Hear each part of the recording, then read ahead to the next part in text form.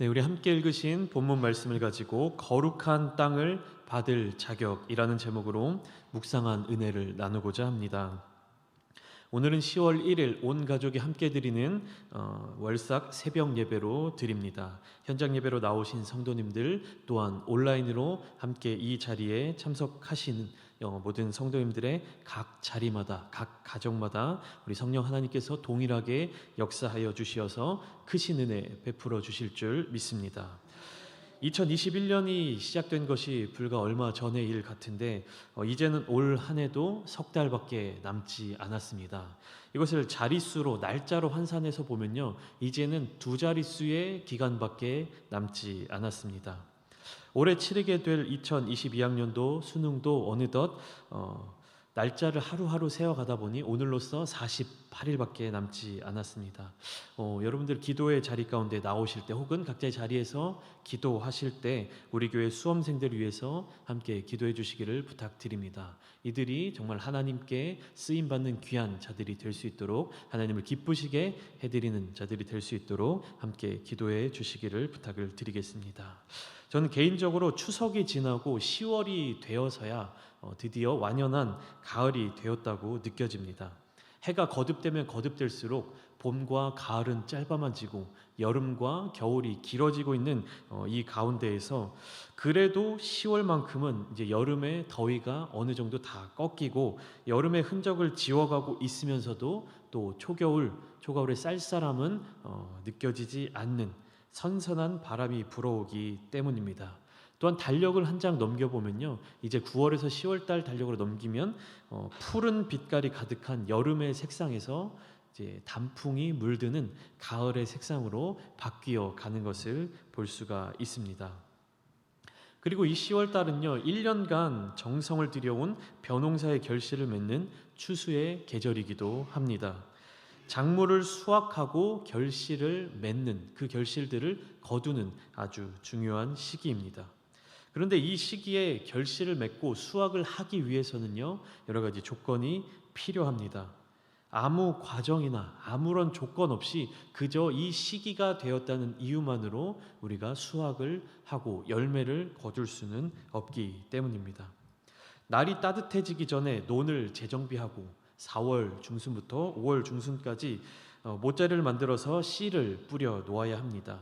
그리고 봄과 여름이 지나는 동안에 벼가 자라는 만큼 매 시기와 때를 놓치지 않고 김매기도 해 주어야 하고, 또 시기마다 땀을 흘려서 노동을 하고, 이런 모든 과정들을 때와 시기를 놓치지 않고 이루어 가다가 드디어 가을이 되었을 때에 그 결실을 맺을 수가 있는 것입니다. 우리가 머리로는 알고 이론적으로는 알고 그 순서를 알고 있다고 해서 이 열매들, 이 곡식들을 추수하고 거둘 수 있는 것이 아닙니다. 우리가 알고 있는 그것들을 실천해야만, 그대로 시행해야만 1년간의 과정을 거쳐서 이 가을에 쌀을 거둘 수 있는 것입니다. 오늘 함께 나누게 될 성경 말씀 본문인 에스겔 48장 역시 에스겔 전체의 내용 중에 에스겔서의 열매와도 같은 그러한 본문입니다. 우리가 반드시 우리의 노력과 우리의 열심을 통하여서 그 열매를 수확해야 하는 그러한 말씀들입니다. 에스겔서 48장을 구성하고 있는 절수가요, 1절부터 35절까지 이루고 있기 때문에 오늘 하루 동안에 다 나눌 수가 없어서 오늘과 그리고 다음 주 월요일과 화요일로 본문을 나누어 놓기는 했지만, 사실 이 48장의 내용은 한 번에 쭉 이어서 그 모든 것들을 연결되어서 하나의 메시지로 이해해야만 그 깊이가 제대로 전달이 되는 본문입니다. 48장의 마지막 절이자 성경 에스겔서의 전체의 마지막 절인 48장 35절의 말씀은요, 에스겔 선지자를 통해서 하나님께서 결국 이 이스라엘 백성들에게, 또 이 성경을 접하는 모든 그리스도인들, 하나님의 백성들에게 주시는 메시지가 무엇인지를 명확하게 나타내 보이고 있습니다. 우리가 볼 때 굉장히 어려워 보이고 굉장히 복잡해 보이는 이 에스겔서의 전체 문맥의 구조가요, 이 마지막 절을 향해 질서정연하게 달려오고 있는 것입니다. 에스겔서 40장부터 48장까지의 내용들을 통해 하나님께서 보여주시는 새 예루살렘의 구조, 그 새 성전의 구조가 얼마나 정교하고 정밀했었습니까? 그리고 그 구성물 중에서 하나라도 빠지면 하나님께서 예비해 두신, 하나님께서 약속해 주신 그 성전이 이루어지지 않는다라는 사실을 우리가 알 수 있습니다. 그러한 것처럼 에스겔서라고 하는 이 메시지는, 하나님의 메시지는요, 1장부터 48장의 내용 중에 그 어느 것 하나라도 빼놓을 수 없는 그러한 성경 말씀인 것입니다. 히브리서로 이루어진 에스겔서의 전체 내용들을 보면요, 그 구조가 매우 정교하고 정확하여서 어떤 한 문장이나 어떠한 한 단어를 빼놓을 것이 없다라고 이야기합니다. 그런 에스겔서의 내용을 최종적으로 정리하고 있는 것이 48장의 말씀이며 그 중에서도 35절의 말씀인 것입니다. 에스겔서를 통해 하나님께서 최종적으로 그의 백성들에게 주시는 그 메시지, 하나님의 마음은 무엇입니까? 내가 이곳에 있다. 하나님께서 말씀해 주시는 겁니다. 내가 이곳에 있다. 또 나의 백성의 온전한 회복은 오직 나에게 속하는 것뿐이다. 무엇입니까? 나의 백성은 나에게로 돌아와야 한다라는 이 메시지를 전해주고 계신 것입니다. 에스겔서의 초반의 모습을 보면 하나님의 영광이 성전을 떠나고 또 하나님의 영광이 예루살렘 그 성읍을 떠나는 모습을 볼 수 있습니다. 그러한 장면들이 나타나고 있죠. 근데 이것은 그 현상으로만 본다면 하나님께서 예루살렘을 떠나시고 하나님께서 그의 백성들의 곁을 떠나시는 것처럼 보여집니다. 그렇지만 실상은 이스라엘 백성들의 패역함이 극에 달했기 때문에 선하신 하나님께서는 그 죄악이 가득한 이스라엘 민족들과 함께 하실 수 없기 때문에 떠나실 수밖에 없으셨던 것이었습니다. 더 이상 선하신 하나님께서는요, 죄악이 가득한 그 백성들과 함께 하실 수가 없었던 것입니다. 이스라엘 백성들이 계속해서 하나님 앞에 번제를 드리고 하나님 앞에 제사를 드리고 예루살렘 성전에 모인다고 해서 하나님과 함께 있었던 것은 아닙니다. 그러한 겉으로 드러나는 예배의 형식과 모습들이 있었다라고 해서 그들이 하나님의 백성이 된다라고 하는 것은 아니었습니다. 형식은 남아 있었지만 그 겉으로 드러나는 모양은 계속해서 갖추어 가고 있었지만 그들의 마음의 본질, 그들의 심령 깊숙한 곳에서는 하나님을 이미 떠나 있었던 것이었습니다. 그렇기 때문에 하나님의 영광이 예루살렘을 떠나기 이전에 하나님의 백성이었던 이스라엘 민족들이 이미 먼저 하나님을 떠나 있었던 것이었습니다. 그들은 하나님의 영광이 떠나기 이전에 이미 하나님을 버리고 하나님으로부터 멀어져 있었던 것입니다. 그런 이스라엘 백성들을 향해서 하나님은 구원의 계획, 회복의 계획을 세우고 계셨습니다. 일련의 어떠한 과정들을 통해서 그 잃어버린 백성들을 다시 찾고 구원으로 회복해 주시기 위한 계획을 세우셨고 그 계획을 시행해 나가셨습니다. 겉으로 보이는 이 모습들은요, 떠나셨던 하나님의 영광이 예루살렘으로 회복되는 그런 장면들을 보여주고 있지만 그것들이 가지고 있는 실제적인 모습은 무엇이냐면 하나님을 버리고 떠난 이스라엘 백성들을 향한 하나님의 손 내미신 하나님의 구원의 역사, 다시 그 백성들이 하나님을 버리고 떠났지만 하나님께서 그들에게 손을 내미셔서 구원의 역사를 진행하고 계시는 것입니다. 그 하나님께서 오늘날 우리들 또한 이스라엘 백성들, 이스라엘 민족들과 같이 다시금 하나님께로 회복되어 돌아오기를 기다리고 계시고 또한 오늘날 우리들을 향한, 우리들을 위한 하나님의 그 선한 계획을 세우시고 지금 우리를 이끌고 인도해 계신 것입니다.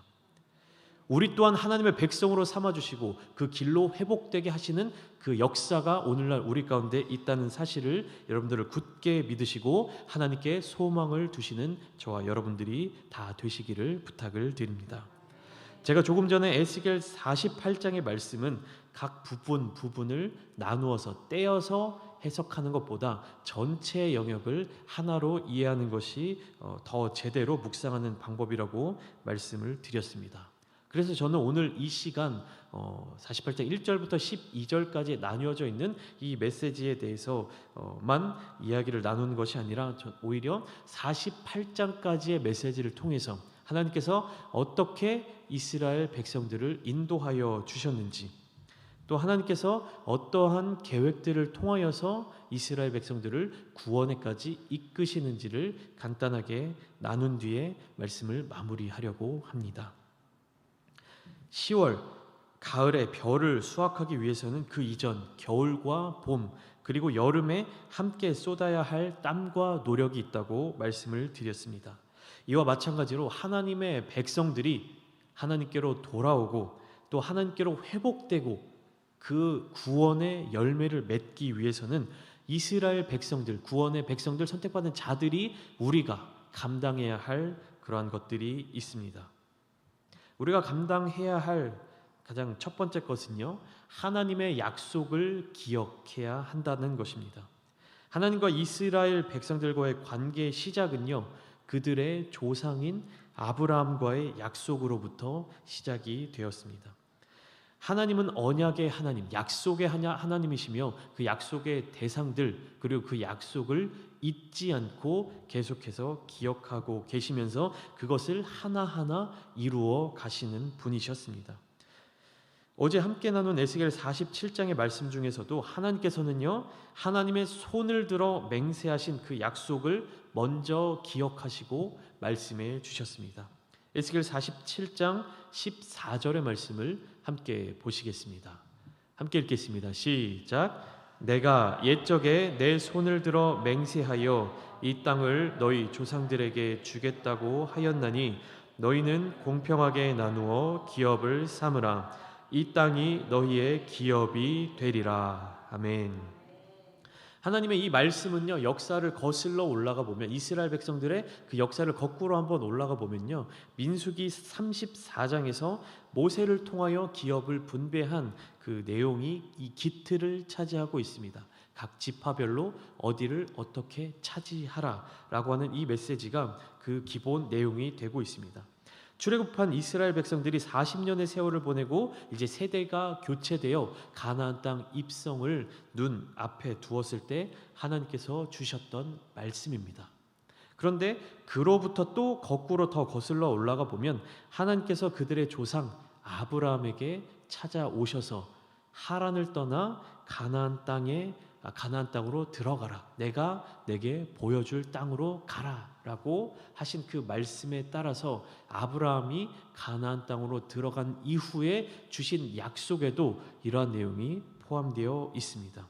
우리 함께 창세기 12장 7절의 말씀을 보시겠습니다.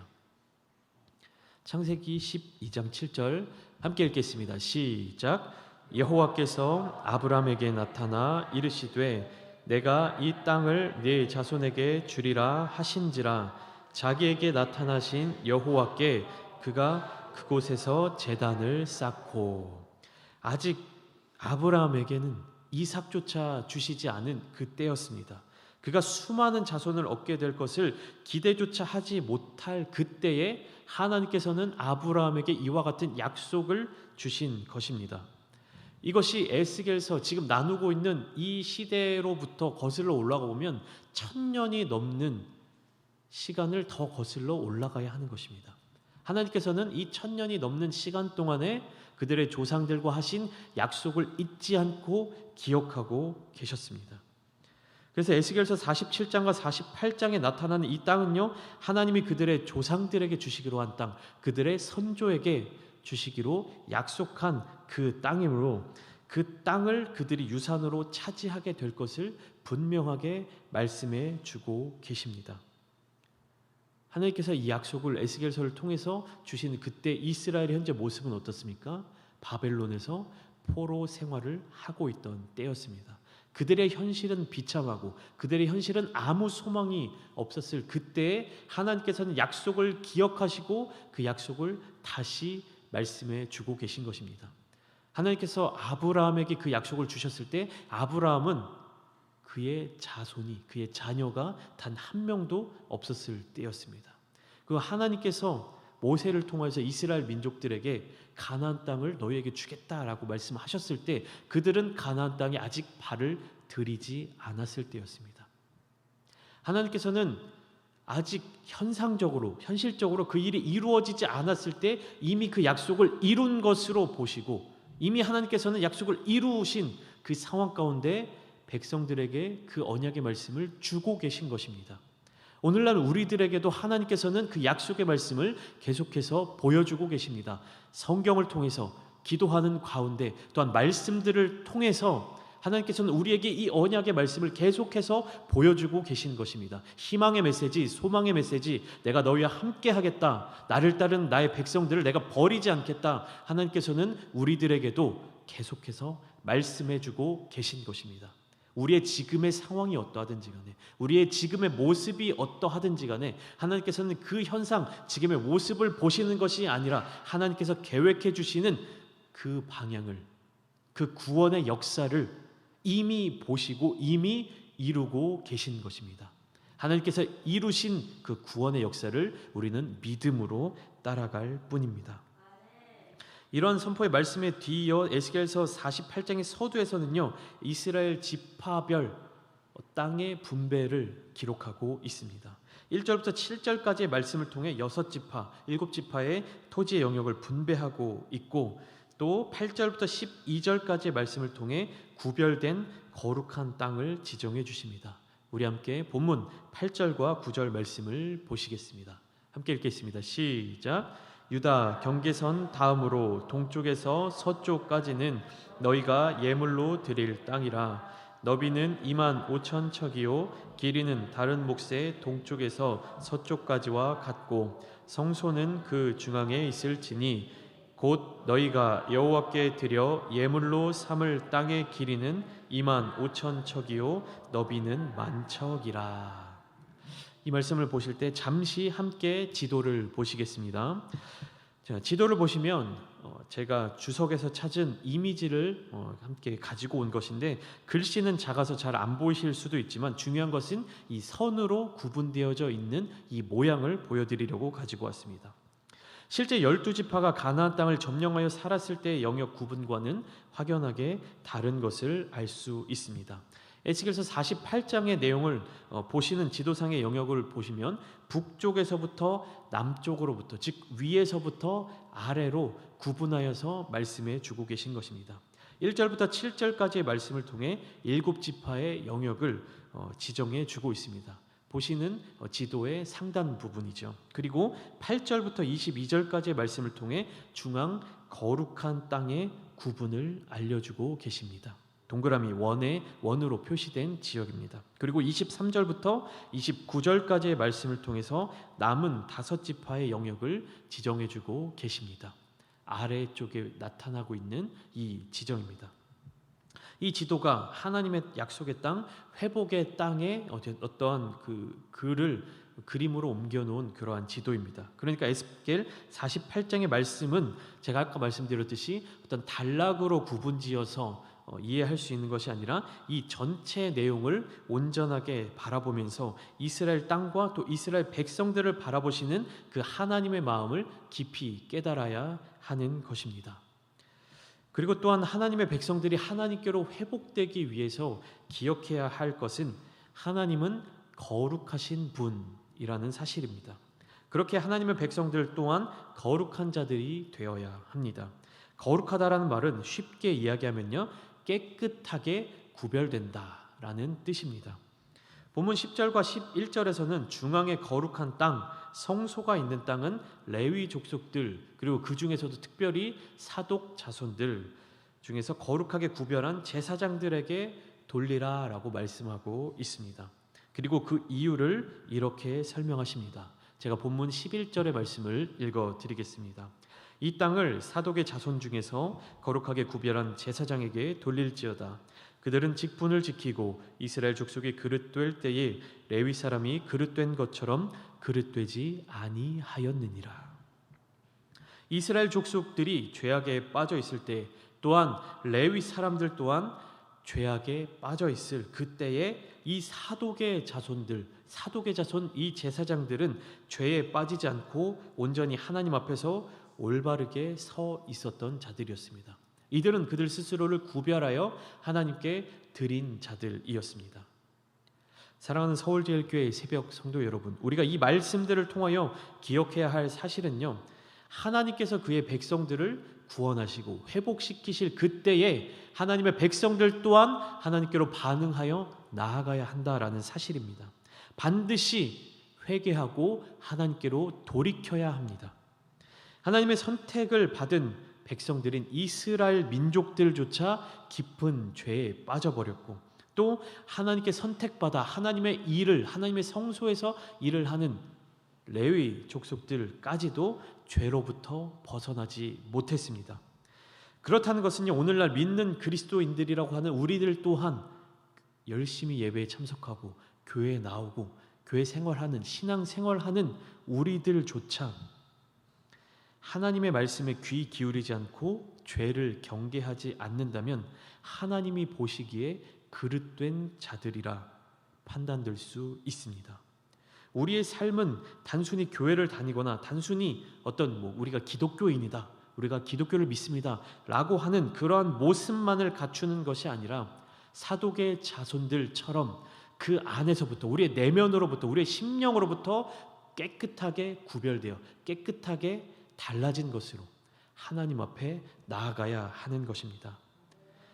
구별된 신앙생활, 남들과는 다른 모습을 우리 또한 갖추어야 한다는 것입니다. 겉으로 드러나는 모습이 예배자의 모습이고, 겉으로 드러나는 모습이 그리스도인들의 모습이고, 겉으로 드러나는 모습이 신앙생활하는 모습, 그곳으로 그치는 것이 아니라 우리 안에 깊은 곳에서부터 하나님을 향한 마음, 하나님께로 회복되어져야 하는 마음, 세상과 우리를 구분짓는 그러한 노력이 반드시 따라야 한다라는 사실입니다.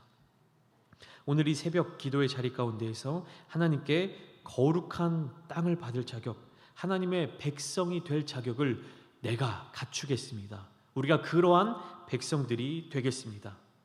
이러한 고백이 우리에게 부담이 되고 우리에게 불편함이 되는 것이 아니라 기쁨이 되고 평안함이 될 줄 믿습니다. 이렇게 하나님 앞에서 내가 하나님께 구별된 자들이 되겠습니다. 주님, 우리를 구원하여 주시고 우리로 말미암아 주님 영광 받아 주시옵소서. 이렇게 고백하시는 저와 여러분들이 다 되시기를 주님의 이름으로 축복합니다. 우리 함께 기도하시겠습니다. 하나님, 우리가 하나님의 선하심과 하나님의 그 사랑하심을 믿고 그 가운데로 들어가길 원합니다. 오늘 하루도 주님의 사랑 가운데 살게 하여 주시옵소서. 우리의 삶이 구별되길 원합니다. 우리의 삶을 통하여서 주님 영광 받아 주시옵소서. 우리가 우리의 삶을 통해서 주님과 관계 맺는 삶 살아가겠습니다. 우리의 삶을 통해 주님 영광 받아 주시옵소서. 우리 또한 주님으로 말미암아 진정한 평안과 안식을 누리게 하여 주시옵소서. 우리 함께 이 마음을 가지고 주님의 이름을 한번 부르신 뒤에 함께 기도하시겠습니다.